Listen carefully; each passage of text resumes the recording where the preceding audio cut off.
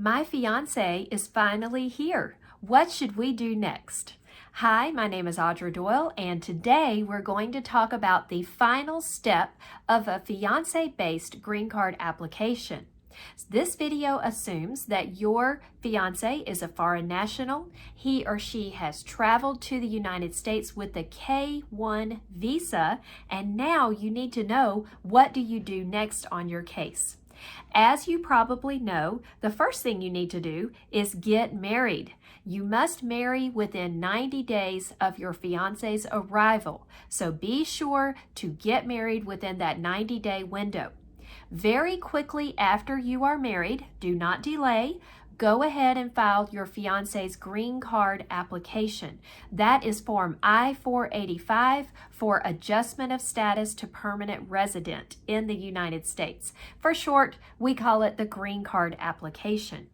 Now, I want to give you a tip here.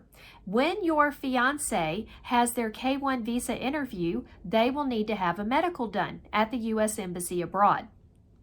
Get your fiance to bring a copy of the medical results to the United States. I like to submit that copy with my I-485 application that we're sending in. A medical is required, and I think it's really wise to submit that the second time to immigration, just to avoid questions. If you forget, it's not the end of the world, but a best practice is to have a copy of the medical that was done abroad, bring it to the States, and submit it with the green card application.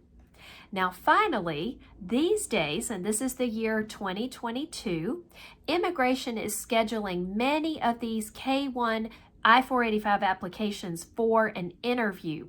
Several years ago, many interviews were not scheduled, but that has changed, and I'm seeing immigration schedule a lot of these K-1 cases for an interview. So be prepared after the I-485 is submitted. Be prepared that you will need to go with your new spouse to an immigration interview at your local field office. So to recap, what do you do after your fiance arrives?